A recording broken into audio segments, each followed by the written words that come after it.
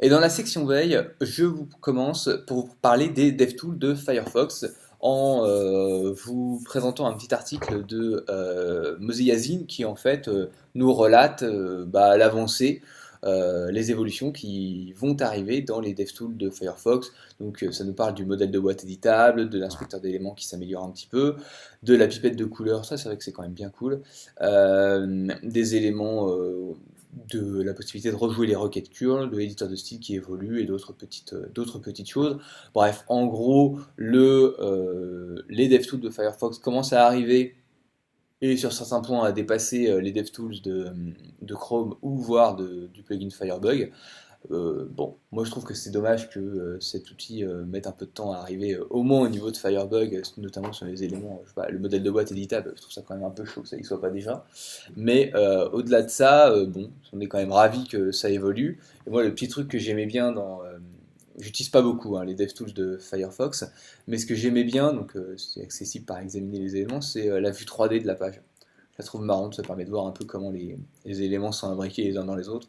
Bon, je suis pas très utile, moi je m'en sers pas beaucoup en développement, mais notamment quand je fais des petites formations sur de l'intégration web, des choses comme ça, je trouve ça cool d'illustrer un petit peu comment les éléments s'imbriquent les uns dans les autres. Donc voilà. Est-ce que toi tu utilises un petit peu les DevTools de Firebug pour développer? Non, j'ai utilisé Firebug au début, parce que je Ouais, crois qu'il y avait, il y avait que ça, il y hein. avait que ça. Ouais, grave. C'était ultra pratique quand c'est apparu. Mais après, c'est vrai que je suis passé à Chrome parce que c'était plus rapide Ouais, à un certain moment. Et c'est vrai que depuis, j'ai pas, c'est pas je revenu, suis hein. resté. Ouais, vous êtes nombreux à faire ça, c'est vrai. C'est vrai que moi depuis la nouvelle version de Firefox, moi je m'y suis remis. Je leur donne une chance quoi. Ouais. On verra bien. Bon, eh bien, écoute, on va passer à la news suivante en vous parlant d'une boîte dont on vous a déjà parlé, qui s'appelle Atlassian, qui fait pas mal de services dédiés aux développeurs. Et aujourd'hui, ils vous font un petit article sur comment gérer les gros repositories Git. Alors, je ne veux pas vous lire l'article et vous faire tout le détail, mais en gros, il y a deux grandes situations. Un, vous avez un historique de code énorme avec des tonnes de branches et tout, donc du coup, bah, évidemment, le repository Git est très gros.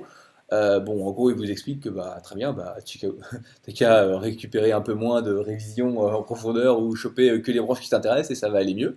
Facile. Sauf qu'il vous donne un peu d'autres techniques un peu plus avancées. Et la deuxième situation, c'est par exemple si vous avez des gros médias dedans, ou des gros binaires, ou des gros trucs. Et là, par contre, t'es un peu plus embêté, quoi. Je veux dire, t'as toujours à chaque fois un énorme binaire de 50, 40, 200 mégas, j'en sais rien, voilà, qui va polluer un petit peu ton repo. Et donc, du coup, là, il vous donne aussi quelques astuces sur comment. Alors là, la, l'astuce, c'est un peu de paramétrer ton repository Git pour qu'il mette le moins de temps à te récupérer le binaire. En gros, tu n'as pas le choix, il faut que tu le récupères. Donc, par exemple, tu te dis, bah ouais, tu peux utiliser une autre méthode de mesure de la différence entre les fichiers. Tu peux, par exemple, si les fichiers binaires, ça sert à rien de les compresser, tu peux désactiver la compression. Au moins, le serveur Git processera un peu moins et tu passeras plus de temps à envoyer les données. Bon, voilà, en gros, t'as pas compris. Après, c'est pas quelque chose qui intéresse énormément Ouais, les développeurs web. C'est plus pour. c'est vrai. Ouais, peut-être, ouais. Bah, ça Je dépend sais si pas t'as des trop gros, dans si quel t'as des gros cadre ça médias. peut. Ouais. Bah, quand tu compiles une appli, tu vois, genre une appli Android ou un truc comme ça, des fois ça peut y avoir, toi, si tu fais un jeu, peut y avoir Ah plein de ouais, médias dedans et du coup, bah, tu peux le gérer par guide. Donc, effectivement, dans le web, c'est pas souvent qu'on a ouais, des clairement. gros médias, souvent c'est pas dans le repo, mais bon. Moi, je trouvais ça intéressant parce que c'est vrai que c'est toujours, enfin, moi j'avoue, en fait, quand j'ai lu cet article, je me suis dit, putain, c'est vrai que si je me retrouve avec un repository guide qui est trop gros, je saurais pas Tu vraiment, saurais pas faire. je saurais pas vraiment comment le gérer. Et donc voilà, bah, on a des gens qui ont un peu l'habitude de travailler là-dedans et qui nous font leur retour là-dessus. Moi, je trouvais ça intéressant d'avoir lu un petit peu de littérature autour de ça pour savoir comment gérer ces situations quand on les rencontre. Et puis c'est vrai que j'avoue, je les ai pas rencontrés souvent. Moi, ça m'est déjà arrivé d'avoir un. Je sais plus si c'était un Git ou un SVN, Ouais, mais d'avoir vraiment un historique super long, tu vois, sur plusieurs années avec plein de ouais, petits commits. Et ouais, c'est vrai que c'était un peu lourd. c'est la loose. Bah, donc, à bout d'un moment, en fait, tu travailles sur tes propres branches pour avoir que l'historique de ce que tu es en train de faire à ce moment-là. C'est clair. Et puis l'historique général, tu t'en fous en fait. Ouais, Donc tu le télécharges jamais. Mais c'est un peu ouais, ce c'est qu'ils vrai aiment. que quand tu sais pas, tu vas te mettre à tout télécharger comme d'habitude, sauf que bah, Tu te retrouves ça un peu marche pas. emmerdé. Non, pas C'est mal. clair. Bon, voilà, moi je trouvais ça intéressant d'avoir un peu de retour d'expérience là-dessus parce que pour une petite utilisation avancée Mm. de Git. En plus, eux, ils doivent en avoir plein Grave, il doit des être- beaux repositories. j'imagine, oui, c'est clair. Alors, à toi, t'as dit qu'il nous parle d'un petit benchmark autour de PHP 5.6. Ouais, bah très rapidement, hein, c'est. Alors, je sais même pas qui c'est qui l'a fait, à vrai dire, mais. C'est qui? Ça va être Lorna James, non? C'est pas la fille qui a édité le blog? Lorna J? Ouais, ok. Mais voilà, en fait, elle a fait une comparaison, enfin un benchmark, hein, c'est une comparaison, je sais pas comment dire en français, benchmark. Un comparatif de performance? Ouais, bon, je préfère benchmark. C'est clair. Entre plusieurs versions de PHP, et notamment la dernière, 5.6 en bêta 2, et entre 5.3 et 5.6, ce qu'on peut voir, c'est que je joue quasiment la performance, quoi. Ouais, ça vaut le coup, ça.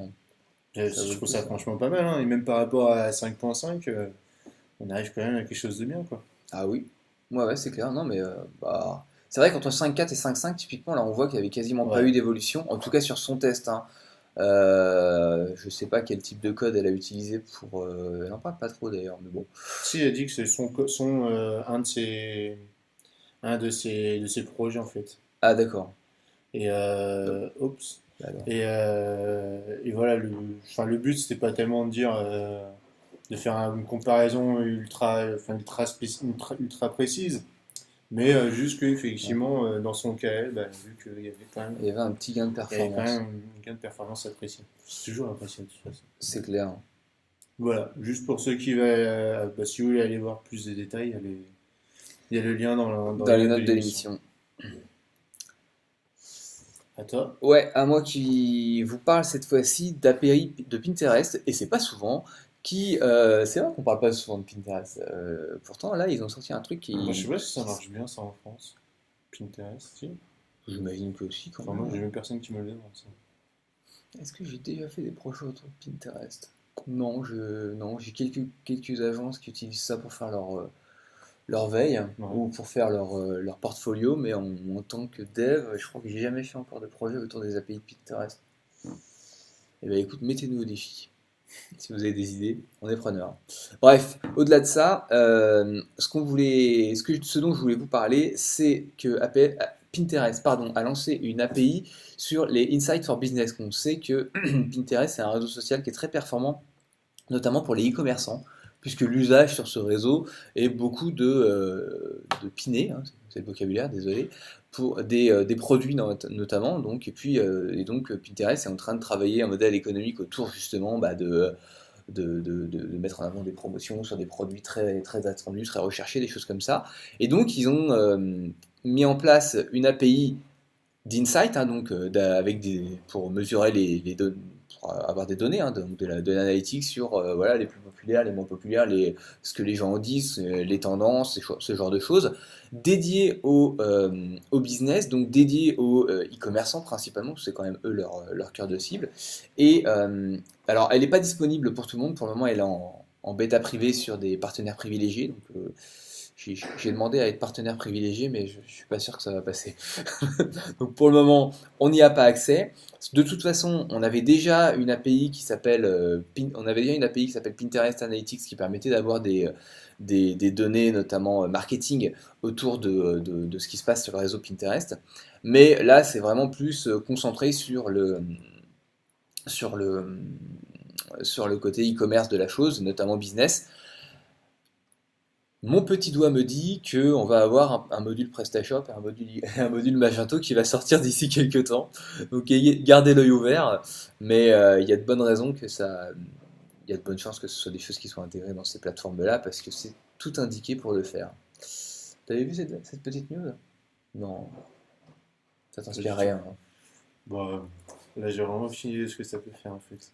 Bah, en fait, c'est ça qui est terrible dans cette news, c'est qu'en gros, ils nous disent un peu rien. C'est-à-dire qu'ils nous disent juste, ouais, voilà, on a monté, on va vous donner des insights, donc des données chiffrées sur des aspects business de ce qui se passe sur le réseau, le réseau, ça me convient pas réseau comme terme, sur le site Pinterest, je sais pas comment, je trouve pas d'autres mots maintenant, mais on ne sait pas exactement quel type de données, enfin c'est très nébuleux pour le moment, mais en tout cas, voilà, si vous avez un site e-commerce ou que vous travaillez pour un e-commerçant, sachez il y aura bientôt des choses à leur proposer. Je continue en vous parlant Ça te dérange pas Si, si si, je... vas-y. Je continue en vous parlant de PhoneGap qui a lancé ses applications pour développeurs. Qu'est-ce que ça veut dire? C'est-à-dire qu'aujourd'hui, pour tester, alors PhoneGap, je rappelle, hein, c'est un framework développé par Adobe qui permet de développer en HTML5 des applications natives sur mobile et tablette. Ça couvre les trois plateformes, donc Android, iOS et Windows Phone. Ça couvre aussi BlackBerry et d'autres que je connais pas bien. Donc bon, en gros, ça couvre bien. Ça couvre enfin, voilà, l'ensemble des plateformes qu'on a besoin de servir. Et ce qu'on avait comme difficulté quand on travaillait avec cette techno-là, et ils sont nombreux les développeurs qui font du PhoneGap, c'est qu'en fait on ne pouvait pas facilement, notamment sous iOS, tester sur un appareil, sur un terminal physique, donc un vrai téléphone ou une vraie tablette, son site, enfin son application en cours de développement. On ne pouvait pas faire ça, il fallait passer par le store, notamment pour iOS, c'était quasiment obligatoire, il fallait signer le truc, enfin, c'était ultra compliqué, il fallait tout compiler, machin. Donc pour résoudre ce problème-là, ils nous ont sorti trois applications, une pour iOS, une pour Android, une pour Windows Phone, qu'on installe et qui vont nous permettre de tester sur le terminal en question, sur le terminal de test qu'on veut utiliser, notre site du coup, notre application directement en local. Ce qui nous permet du coup de faire des développements, de faire une feedback loop de développement beaucoup plus rapide. Et c'est vrai que ça manquait pas mal dans l'écosystème PhoneGap. Et donc en gros c'est simple, hein, vous installez l'app sur le terminal avec lequel vous voulez tester votre appli. Vous installez, il y a un petit plugin Node.js à installer sur votre machine de développement, sur là où vous avez votre application en local. Et puis vous pouvez appairer si vous êtes sur le même réseau local. Et puis hop, vous pouvez tout de suite faire le test de votre appli sur le téléphone en lançant un serveur PhoneGap sur votre desktop.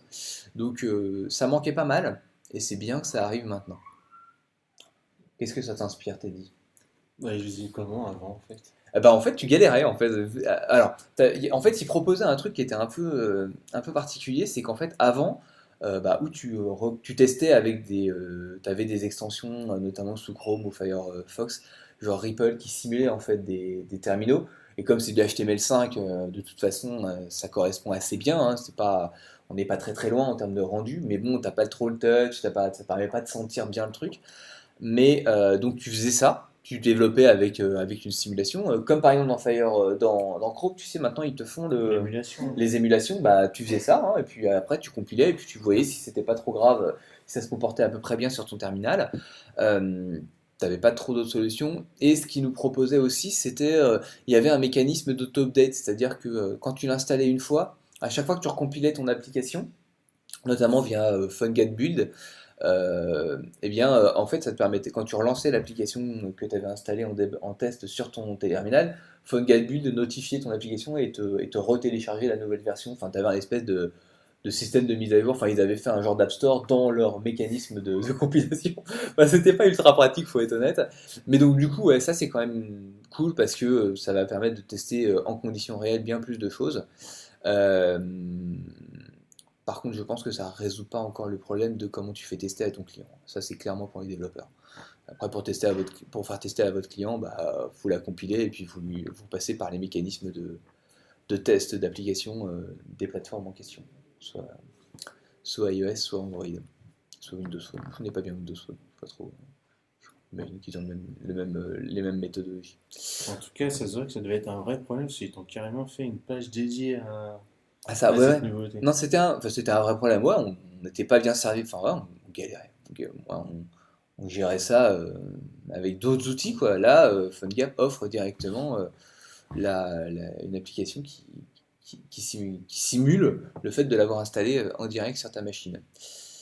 Ouais, bah, je regarderai, je testerai ça et je ferai un petit retour. C'est vrai que moi j'utilise pas beaucoup PhoneGap, j'avais essayé il y a un bout de temps, Ouais. mais j'avais pas été assez loin pour voir quel genre de problème. Bah, Mm. en plus, ça peut être intéressant de faire. Clair. Ouais, c'est intéressant, ouais, c'est clair. Ça marche. Bon, à toi de nous parler de la core C'est- team PHP qui se réveille. Ouais, donc ça fait un petit bout de temps qu'on en parle, nous, des HHVM, je crois que c'est comme ça que ça Oui, s'appelle. c'est ça. HHVM, Ah, c'est ça, on se parle. les hacks, etc. de Facebook. Donc ça bouge, comme on disait, ça bouge pas mal, notamment avec Zephyr qui permet Oui. de compiler en C ton code PHP. Et du coup, il y a la PHP Core Team qui se réveille, grosso modo. Nous Euh, aussi, on va vite. voilà, donc eux, leur initiative s'appelle PHP NG. Pourquoi Next Generation? C'est un peu ça Ouais, l'ambiance? c'est ça. Ouais. Ouais, trop fort. Il déchire. Je trouve ça un peu pourri, mais bon. Et donc, je vous ai trouvé en fait un article, donc c'est sur sidepoint.com, qui fait un peu qui justement va parler un peu de toute cette bataille qu'il y a autour du futur de PHP. Et c'est un futur qui ne me semble pas être si lointain que ça en fait. Ouais, Enfin, même si on l'a vu avec la 5.6, ça peut être très lointain parfois sans qu'on s'y attende. Mais voilà, donc c'est vraiment la core team qui se réveille là-dessus, qui propose une approche qui casse, qui est censée ne rien casser au niveau extension, ouais, etc. Et qui devrait apporter beaucoup de perf en plus, quoi. Que tout aille plus vite. d'accord. Voilà. Donc pour les développeurs PHP, allez voir ça. Oui, C'est là l'article, je trouve qu'il est intéressant aussi. Il parle vraiment de cette nouvelle initiative par rapport aux autres. Tu vois, c'est vraiment, il te dit pas juste tiens, il y a ça, il te fait tiens, par rapport aux autres, qu'est-ce qui se passe et qu'est-ce qui risque de passer devant tout le monde. Donc d'accord, on a vu que HHVM, ça a pris une longueur d'avance, c'est un truc qu'on peut déjà utiliser aujourd'hui, puisque carrément. notamment HeroCool propose maintenant comme moteur PHP. On a vu Yes. ça la dernière fois, dans le dernier épisode. Et donc, on sait toujours pas qui c'est qui va gagner, entre guillemets. Est-ce qu'il y a quelqu'un qui va gagner? On ne sait pas non Non. plus. Bah, c'est Mais sûr que par contre, en si. tout cas, ouais, le fait que Facebook ait sorti il y a quelques mois leur espèce de propre moteur, Ouais, de puis moteur surtout qu'ils propre, aient a permis démontré, ouais, de réveiller tout le monde, en c'est fait. clair, ouais. Sur la PHP, ça commençait franchement Bah ouais, à être endormi, hein, on va c'est dire clair. clairement. Enfin, moi, je me rappelle qu'il y a quelques temps, on avait vu. Enfin, j'avais un peu suivi ça, c'est quand tu avais les. Alors, est-ce que c'est exactement ça? Ouais, c'est à peu près ça. Sinon, vous irez voir par vous-même si vous voulez être sûr que je dis pas de bêtises. Mais il y avait des votes, des espèces de votes qui avaient été faits dans la communauté PHP pour savoir qu'est-ce qu'on intègre comme nouveauté de dev dans PHP. Ouais, Tu vois, ça peut être, je sais pas moi, typiquement l'orienté objet, des trucs comme ça. Est-ce qu'on transforme PHP en langage orienté objet? Il y a plein de choses que tout le monde a fait entre-temps et qui avaient été refusées par la PHP Core Team.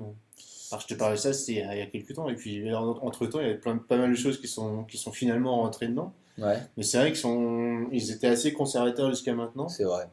Bah, faut Et dire, il est très. Ah, et là, ils sont face au dilemme de l'innovateur, quoi. ouais, C'est-à-dire, voilà, c'est comment je fais ça. maintenant que j'ai une grosse base installée, je peux pas tout péter, quoi. C'est ça. Donc, Donc, voilà. Bah, en tout cas, apparemment, c'était possible. C'est ce qu'ils veulent faire. c'est clair. Le but de PHP NG, c'est de tout améliorer sans rien péter. Donc, on verra ce que ça donne. On vous tiendra au courant. Ouais, et on leur souhaite beaucoup de succès parce que c'est vrai qu'on aimerait bien voir un peu PHP Ah bah, là, faut que ça bouge. Et sortir les puis, doigts, là. Faut que ça y aille, les gars. On a envie, là. On est derrière vous, nous. On vous soutient. ouais, puis si ça casse, c'est pas grave, donc on répare derrière. Ouais, on a l'habitude.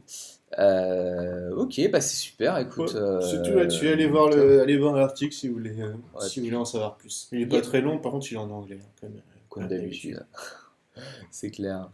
Bon, eh ben écoute, moi je vais te parler de Google Developer qui aujourd'hui nous a sorti, enfin pas aujourd'hui, hein, qui nous a sorti une nouvelle série de vidéos. Alors vous êtes habitués hein, aux vidéos autour d'HTML5. En ce moment, si vous suivez le compte YouTube de Google Developer, c'est la folie des polymères et des web components qui s'éclatent là-dedans. Et des women in tech, bon bref.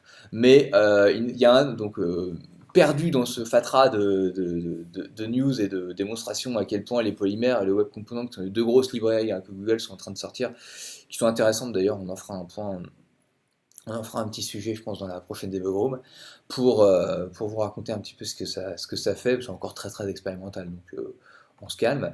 Ils nous ont sorti un truc qui est absolument pas expérimental, qui nous parle de la compression de données. La série de vidéos se trouve sur YouTube, elle s'appelle Compressor Head.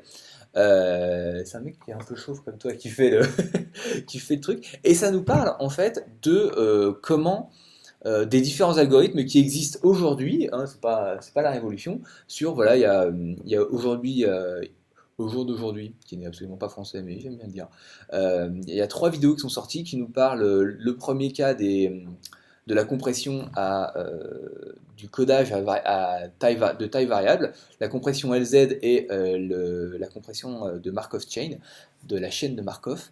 Donc je vous laisserai aller voir ça, c'est très intéressant parce que c'est clairement des notions algorithmiques, c'est-à-dire c'est vraiment de la théorie de l'information pure et dure, ça n'a rien de très pratico-pratique et rien de très séduisant non plus, puisque bon, finalement, pour les développeurs que nous sommes, la théorie c'est intéressant, mais ce qu'on attend de nous c'est avant tout de la pratique.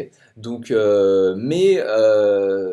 moi qui ai pris le temps de les regarder, elles sont quand même très accessibles, assez ludiques. Le mec est assez marrant, voilà, il explique ça de manière un petit peu, enfin, avec des post-it et des machins. Enfin, c'est assez visible, c'est assez visuel comme démarche, et je trouve que c'est intéressant pour comprendre un petit peu comment ça se passe. Les compressions de données, alors, j'imagine qu'ils vont faire les gzip d'ici peu de temps et des choses comme ça. Donc voilà, allez voir, c'est pas très long, c'est des vidéos qui font 20 minutes, c'est beaucoup moins long que la Debug Room. Et donc allez-y, c'est vraiment intéressant, c'est un peu théorique, mais c'est présenté de manière très digeste. Donc je ne peux que vous recommander d'aller y jeter un coup d'œil. C'est en anglais? C'est absolument en anglais. Mais C'est pas franchement, sous-titré? si, c'est Souvent, sous-titré. les vidéos Si, ouais, les sont vidéos sur YouTube, elles sous-titrées, et sont le sous-titrées. sous-titrage, Et le sous-titrage est de qualité, hein, ouais. on peut tout à fait faire ça. Voilà, voilà. Eh bien, écoute, c'est Teddy qui va conclure la section veille en nous parlant de Ruby Motion 3. C'est ce que c'est que Ruby Motion? Pour moi, c'est un framework Ruby qui permet de faire du développement OS X et iOS. Ouais, c'est ça. C'est ça? Putain, je suis précis, hein? Et qui permettait de faire de l'OS X non, de l'iOS Ouais, jusqu'à la version 3, qui va pas tarder à sortir, qui le permet toujours, mais qui va aussi permettre de faire du développement Android. d'accord. Voilà. Donc Donc la Ruby, promesse, c'est je fais du développement Ruby et je peux compiler ça en une application native. ouais, bah alors, c'est un peu toujours pareil, hein, tu peux quasiment utiliser la même application sur les deux, il y a toujours des différences à Ouais. prévoir. Mais ça, il n'y a personne qui a réussi à faire un truc Non, non. exactement, sauf si c'est très haut niveau. Ouais, Mais non, mais après, même du coup, pour des tu trucs perds des ultra pertes. simples. Voilà, non, mais c'est quasiment le cas. Et voilà, en fait, l'intérêt, c'est d'utiliser Ruby, c'est pour les développeurs qui font du Ruby on Rails. Ouais, Si on leur demande de faire une application mobile, bah, mais du coup, ils autant peuvent utiliser réutiliser les RubyMotion. compétences. Voilà, Tout à fait. ça sert à ça en fait. Je sais pas si RubyMotion est meilleur que PhoneGap ou que. Bah, PhoneGap, c'est pas fait pour faire du Ruby. Tu peux pas Non, non, faire mais de tu vois, Ruby je sais dedans. pas si Ah, la vaut mieux utiliser compatibilité. PhoneGap ou RubyMotion pour créer ton application, tu vois, peu importe Ouais, le langage que c'est avec lequel tu développes. Mais moi, je pense que ça va être assez équivalent. C'est quand même là dans le cadre de RubyMotion, c'est assez, ça compile vraiment l'application en code natif, hein, pour la plateforme sur laquelle que ouais, tu cibles. Donc le niveau pair, c'est génial. ça va être de qualité. Ouais. Et Ouais. puis du coup, t'as accès à plein de trucs, quoi. Tu peux, Oui, oui, et t'as puis, plus et avec puis surtout, l'application. tu restes dans ton langage, quoi. Les développeurs qui font du Ruby on Rails pour le web, normalement, vous faites du Ruby pour le. Pour le mobile, et Ouais. ça marche Sachant pareil ou que presque. RubyMotion, alors je sais pas, il me semble pas que c'est toujours le cas, mais ça a été pendant longtemps un projet récupéré par Apple. Le créateur de RubyMotion, c'est un Belge qui est francophone, il est parti travailler sur ce projet chez Apple. D'accord. Donc c'est assez, il est pas mal suivi. Et là, c'est vrai qu'on attendait la suite de RubyMotion. C'était une bonne surprise pour moi parce que je savais pas du tout qu'ils voulaient faire du Ah Android. ouais, c'est bien qu'ils aient sorti l'Android, quoi. Oui, oui, c'est clair. C'est Bah, cool, hein. après, par rapport aux les autres environnements du même type, Ouais, comme PhoneGap, c'était dommage d'avoir que iOS, quoi. ouais, c'est clair. Non, mais ça c'est clair. Voilà. Donc je sais pas si c'est toujours supporté par Apple, mais en tout cas, ça a été jusqu'à il y a très peu et ils sont pas du tout contre chez Apple. Très bien. Ouais, donc ça veut dire que c'est pas quelque chose qui va être supprimé parce que chez Apple ils en ont marre. Ils disent ah bah tiens finalement il n'y a plus rien qui marche. Ça on sait qu'ils en sont capables chez C'est Apple. clair. Ok. Voilà, Bon, bah donc super. pour les développeurs Ruby on Rails notamment, si vous Yep. voulez vous mettre Allez checker ça. au développement mobile, ça vaut le coup. Ça vaut le coup. Bah voilà, T'en on as a déjà fait fini. toi ou t'en as jamais fait? Ruby Motion non. Le Ruby Motion, t'en as jamais fait, mais Enfin, je sais que ça existe, je suis ça vient dans tu suis les. Voilà. l'actualité, mais Ouais, non, j'en ai t'as jamais jamais eu fait. l'occasion d'en faire. Bah moi, ce qui me dérangeait, c'est que effectivement, tu pouvais faire que de l'iOS, quoi. Et je Ouais. trouve ça dommage alors que bah, t'as PhoneGap qui fait de l'iOS Et du de Android Android, et depuis Windows Phone et longtemps, du tu as Windows BlackBerry, Phone enfin qui qui fait fait de vraiment un max BlackBerry. de plateformes, quoi. Voilà, t'en as d'autres encore. Ouais, il y en a plein, il y en a plein. Il y en a au moins une dizaine, je pense. Ouais. Donc Ouais, non, ouais. c'est assez, c'est ça pour ça, ils sont assez bons. Ça, Ouais. c'est vrai que Mais là, c'est maintenant qu'ils font du Android aussi, ouais, ouais, clairement, la prochaine fois que j'ai besoin de faire de l'application mobile, je regarderai ça. c'est clair. Alors clairement, je regarderai pas. Ok. Eh ben, allez checker ça Hum. et dites-nous ce que vous en pensez dans les commentaires. On a hâte de vous entendre. Eh bien, ça conclura la section veille et on enchaîne sur le dossier.